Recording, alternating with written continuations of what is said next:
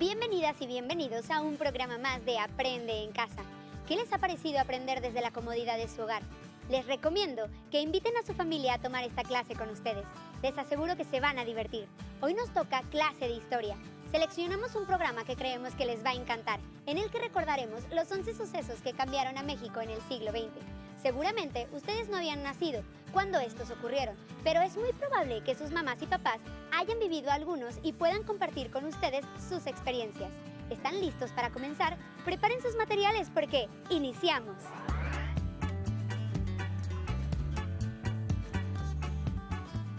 La historia de un país se construye en el día a día. Cada hecho marca cambios en su rumbo social, político o económico y transforma su rostro. Gracias a la votación del público hemos llegado a esta lista y al comienzo de nuestro conteo. Posición número 11 de nuestra encuesta. Las polémicas elecciones de 1988. ¿Recuerdan? Fue el año en que se cayó el sistema.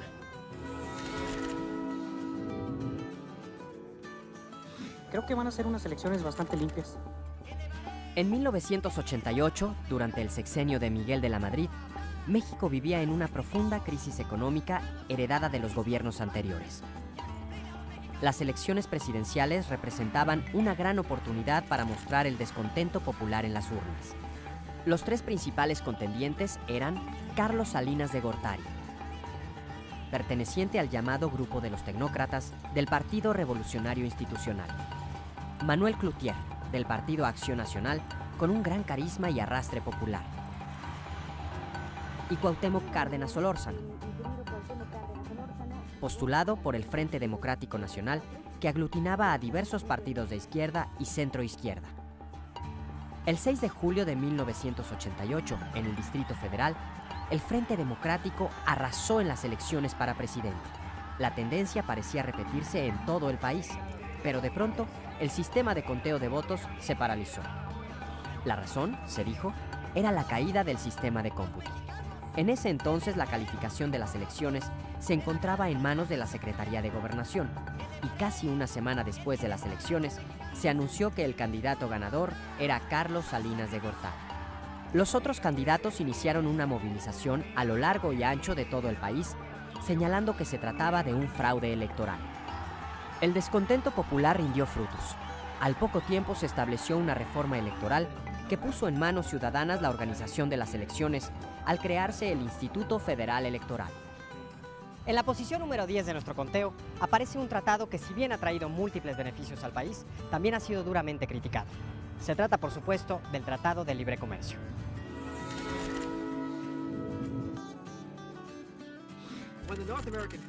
El 1 de enero de 1994 entró en vigor el Tratado de Libre Comercio de América del Norte, firmado por los Estados Unidos, México y Canadá.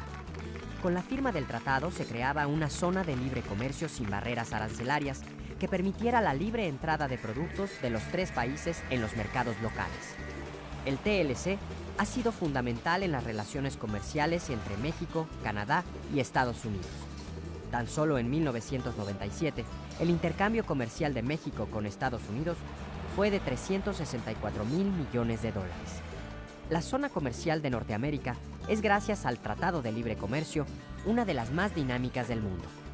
Sin embargo, eso no ha impedido que se presenten constantes críticas, pues muchos consideran que el tratado perjudica a los medios de producción locales, sobre todo al campo, las fábricas y el empleo.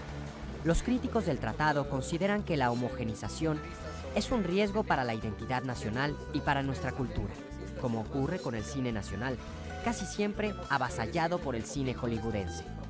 El TLC, o NAFTA, por sus siglas en inglés, ha traído innumerables beneficios económicos, pero también serios problemas para muchos productores. Sin duda, el Tratado de Libre Comercio es un tema que demanda un análisis profundo.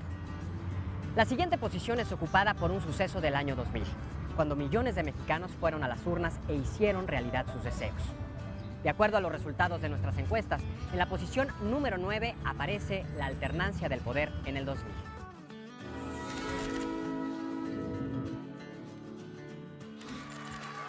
La noche del domingo 2 de julio del año 2000, una noticia recorrió el mundo. El Partido Revolucionario Institucional, después de más de 70 años en el poder, había perdido las elecciones presidenciales. Vicente Fox se convertía así en el primer presidente de un partido de oposición en México.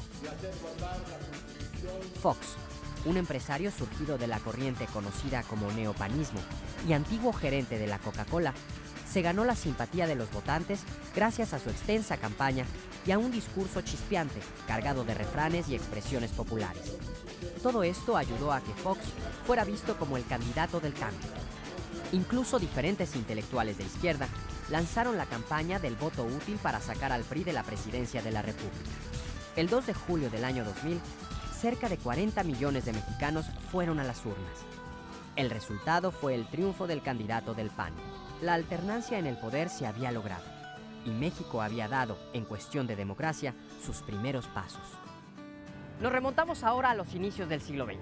Díaz había caído y Madero ya era presidente, aunque diversas fuerzas políticas actuaban en su contra. Las rebeliones estallaron por todo el país.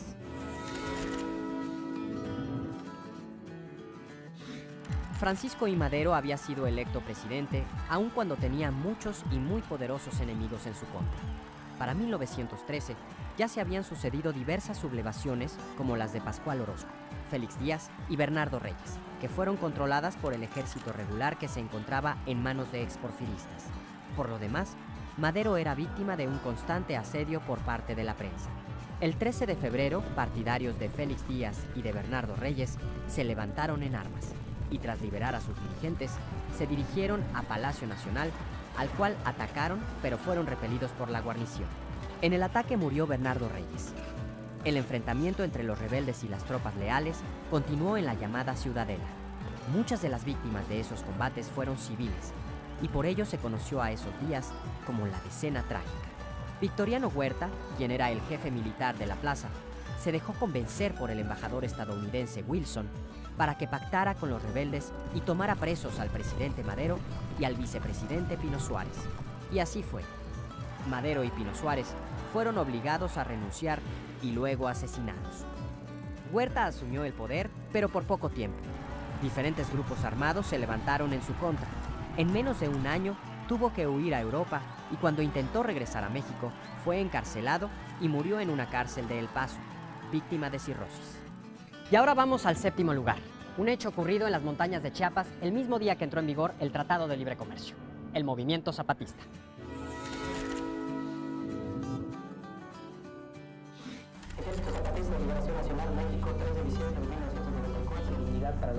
El primer día de 1994, México se despertó con la noticia de que un grupo guerrillero se había levantado en armas en Chiapas y tomado San Cristóbal de las Casas y Ocosingo. Los guerrilleros también cercaron y atacaron el principal cuartel militar de la zona. El grupo se hacía llamar Ejército Zapatista de Liberación Nacional y su vocero era un joven mestizo con mucho carisma y facilidad de palabra, que de inmediato cautivó a la prensa de todo el mundo: el subcomandante Marcos. El EZLN le declaró la guerra al gobierno mexicano en su primera declaración de la Selva Lacandona y reclamó los derechos que por años se les había negado a los indígenas. Después de algunos enfrentamientos esporádicos y la muerte de varios de sus militantes, el EZLN se retiró a las profundidades de la selva y mantuvo su lucha desde un frente poco habitual, el de los medios.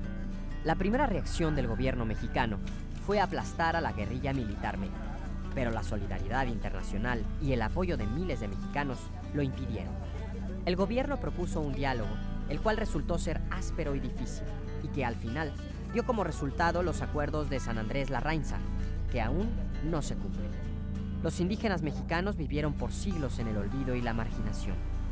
El movimiento zapatista permitió que México y el mundo voltearan a verlos y reconocieran su existencia, su cultura y sus tradiciones, y aún su forma de gobierno. El estallido del 1 de enero de 1994 significó la incorporación de los indígenas a la vida política nacional. En la sexta posición se encuentra un hecho que los mexicanos nunca olvidaremos. Ocurrió aquella apacible mañana cuando México se estremeció.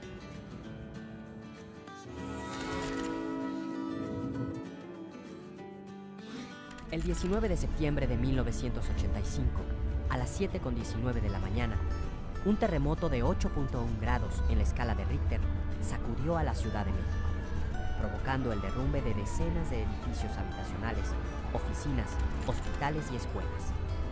La noticia dio la vuelta al mundo y se llegó a decir que la ciudad había sido borrada del mapa. Las autoridades locales actuaron con torpeza y Miguel de la Madrid, entonces presidente de la República, se negó a recibir la ayuda internacional en un primer momento. La respuesta lenta y torpe del gobierno hizo que los habitantes de la ciudad se organizaran por su cuenta. Miles de voluntarios se dedicaron a levantar escombros, a buscar sobrevivientes, a dirigir el tráfico y a organizar a una ciudad amenazada por el caos. Los rescatistas lograron encontrar con vida a más de 4,000 personas, entre los que se encontraban alrededor de 10 recién nacidos que desde entonces son conocidos como los Niños del Milagro. Más allá de la tragedia, 1985 puso en evidencia la ineficacia del sistema político e hizo emerger a la sociedad civil como una de las grandes protagonistas del cambio en nuestro país.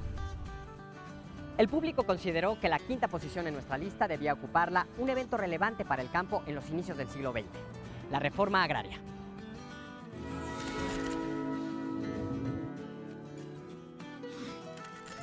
A principios del siglo XX, el campo mexicano vivía una terrible crisis. Las haciendas crecieron tanto que fueron despojando de sus tierras a las comunidades rurales, y esta fue una de las causas del estallido revolucionario. No resulta casual que los campesinos del sur estuvieran aglutinados en las fuerzas zapatistas luchando por tierra y libertad, mientras que carrancistas y villistas promulgaran leyes agrarias para regular la situación en el campo, algo que solo se logró parcialmente con la Constitución de 1917. Sin embargo, la reforma agraria se llevaría unos años más.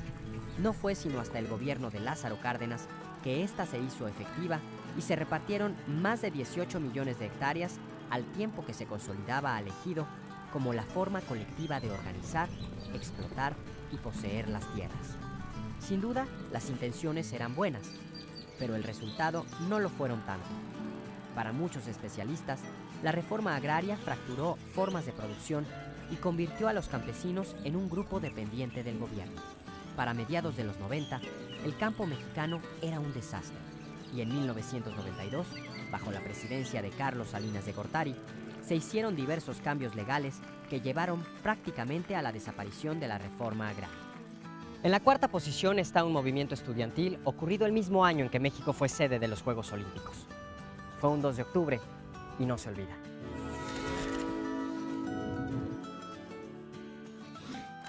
Para muchos, el movimiento popular estudiantil de 1968 fue un parteaguas dentro de la vida política del país. El movimiento del 68 no fue exclusivo de México. Formó parte de una gran ola de protestas juveniles que sacudieron sobre todo a los Estados Unidos y a Europa. En nuestro país, el movimiento buscaba una transformación democrática. Estaba en contra del sistema, donde un solo partido controlaba totalmente a la sociedad. Por esta misma causa, ya habían levantado la voz ferrocarrileros, maestros y médicos. El movimiento resultó tan impactante que diferentes instituciones de educación superior, como la UNAM, el Politécnico y la Universidad Iberoamericana, se sumaron y crearon el Consejo Nacional de Huelga. Lo que posteriormente pasó el 2 de octubre en la Plaza de las Tres Culturas de Tlatelolco, nadie lo olvida. Se trataba de una manifestación pacífica y terminó con la represión y la muerte de decenas de estudiantes. El sistema político cerrado y caduco se mostró tal y como era.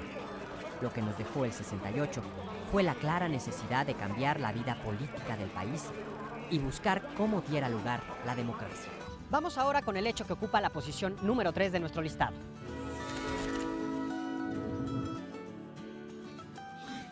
En 1910, Porfirio Díaz llevaba más de 3 décadas en el poder.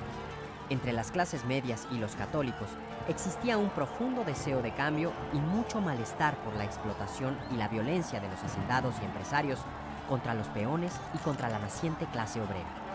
Francisco Ignacio Madero, un joven empresario, católico y espiritista, se lanzó por la presidencia y recorrió el país despertando el entusiasmo de la población. Su lema de campaña era muy parecido a aquel que el mismo Porfirio Díaz había utilizado para tomar el poder 30 años atrás: sufragio efectivo, no reelección. Poco antes de los comicios, Madero fue encarcelado y resultó perdedor de unas elecciones bastante sospechosas. No obstante, logró fugarse y lanzó el Plan de San Luis.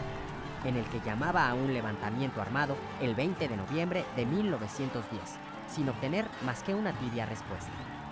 Poco a poco, la revuelta fue creciendo. Cuando los rebeldes tomaron Ciudad Juárez, Díaz renunció a la presidencia y dejó el país. Así, comenzó una nueva vida política para el país, marcada por casi 20 años de conflictos armados. Ha llegado el momento de conocer la posición número 2 de nuestro listado. Ocurrió durante el sexenio de Lázaro Cárdenas y para muchos historiadores cierra todo el ciclo revolucionario. Por supuesto, nos referimos a la expropiación petrolera.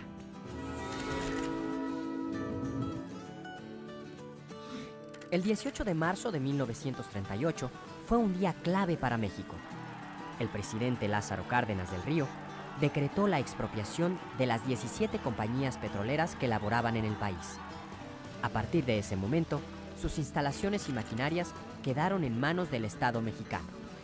La expropiación fue una respuesta radical del gobierno contra las constantes violaciones laborales de las compañías petroleras y provocó un gran entusiasmo popular. El 23 de marzo, en el Palacio de Bellas Artes, miles de personas entregaron lo poco que tenían para pagar la indemnización. Y los técnicos mexicanos, haciendo gala de su ingenio, fabricaban los repuestos y las herramientas que hacían falta para continuar con la producción de petróleo. Pero el asunto tuvo consecuencias. Inglaterra rompió relaciones diplomáticas con México y los Estados Unidos y los Países Bajos decretaron un embargo comercial. Pero Cárdenas aguantó la presión. Y poco después nació una compañía estatal destinada a la extracción y comercialización del hidrocarburo, Petróleos Mexicanos. Muchos de los temas por los que ustedes votaron aún están vigentes y forman parte de nuestra cultura, nuestra historia y nuestra manera de pensar. Nuestro listado está a punto de concluir. Hagamos un recuento. En la posición número 11, las elecciones de 1988. Le siguieron la firma del Tratado de Libre Comercio. La alternancia en el poder el año 2000. La decena trágica. El surgimiento del movimiento zapatista. El terremoto de 1985. La reforma agraria. El movimiento estudiantil de 1968. La revolución maderista. Y la expropiación petrolera. La posición número 1 de nuestro conteo es un hecho que de alguna manera dio origen a las leyes que nos rigen hoy en día. La mayoría de los votantes consideró que el suceso que más cambió el rumbo de México en el siglo XX fue nada más y nada menos que la Constitución de 1917.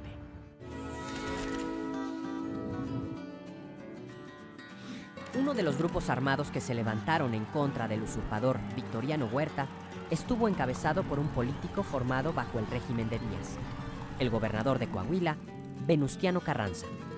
Carranza se apoyó en un grupo de generales sonorenses y se convirtió en el primer jefe de la fracción constitucionalista. Su ejército combatió a diversos grupos populares como los villistas y zapatistas. Cuando finalmente los derrotó, Carranza llamó a un congreso para que redactara una nueva constitución para México. 140 diputados provenientes de casi todo el país, algunos afines a Carranza y otros más radicales, se reunieron en la ciudad de Querétaro entre el 1 de diciembre de 1916 y el 31 de enero de 1917 para redactar una nueva constitución. Ponerse de acuerdo en la redacción de cada uno de los artículos fue una tarea ardua.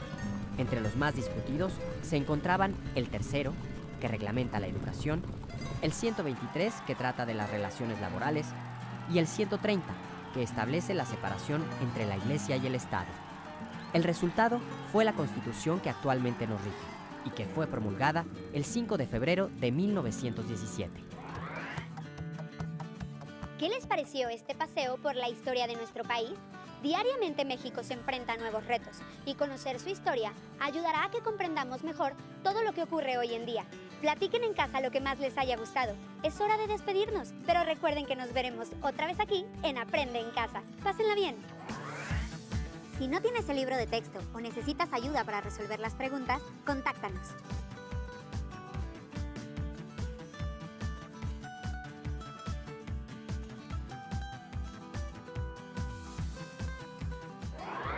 También puedes encontrar los libros de texto en la página conalitec.cep.gov.mx. Si quieres volver a ver los programas de Aprende en Casa, los puedes encontrar en la siguiente liga: aprendeencasa.cep.gov.mx.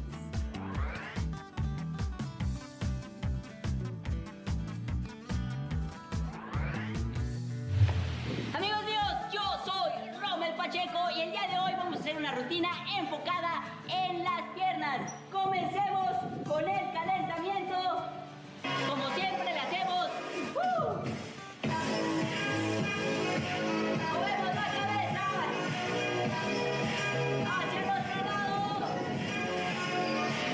Brazos hacia adelante, hacia atrás. Movemos la cadera, esto con ritmo. Hacia el otro lado, bajamos hacia las puntas y estamos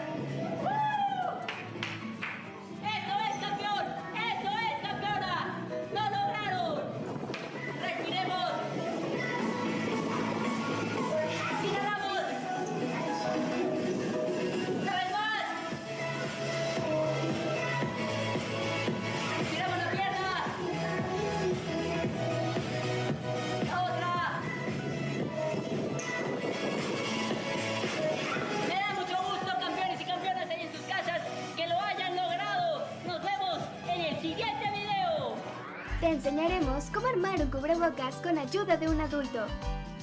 Necesitarás un plumón o una pluma, una playera de algodón que ya no uses, una regla y tijeras. Recuerda que la manipulación de estas debe estar supervisada por un adulto. ¡Empecemos! 1. Estira la playera a lo largo y a lo ancho. 2. Marca con el plumón o la pluma y con ayuda de la regla 10 centímetros de largo, partiendo de abajo hacia arriba. Repite el paso anterior del otro lado de la playera. 3. Traza la línea horizontal entre los dos puntos. 4.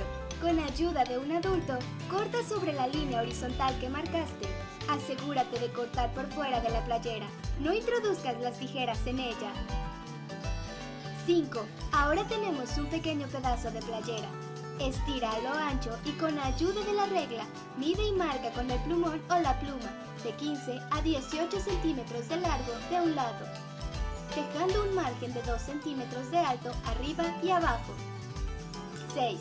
Nuevamente pide ayuda a un adulto para recortar las líneas marcadas. ¡Listo! Ya tienes un cubrebocas con 2 pares de cuerdas. Para colocártelo, deberás amarrar las cuerdas sobre tu cabeza y alrededor de tu cuello